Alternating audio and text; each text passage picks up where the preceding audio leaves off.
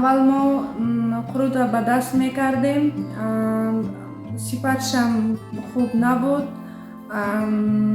خریدارم کم بود. حاضر اینا تجهیزات دست کردیم، هم خریدارش بسیاره، هم صفت قروت اعلی.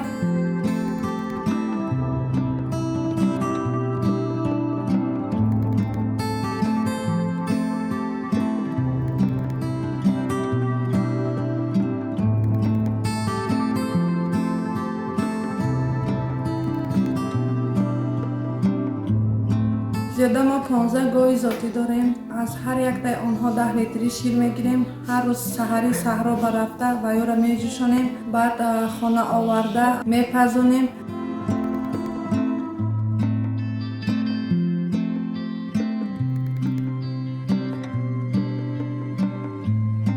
یک روزه 15 کیلوی قروت میکنیم، به دکانا، به مغازه به فروش میبریم.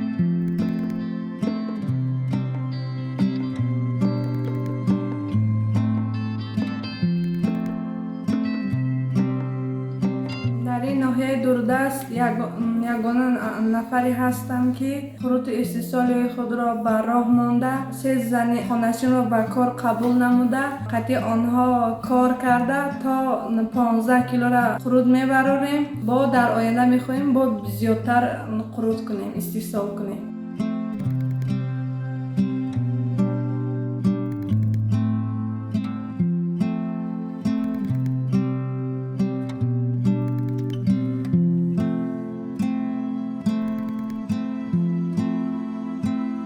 ما مقصد داریم که محصولات وطنی خودمان را با صفت اعلی هم در داخل کشور هم بیرون از کشور به فروش برآوریم.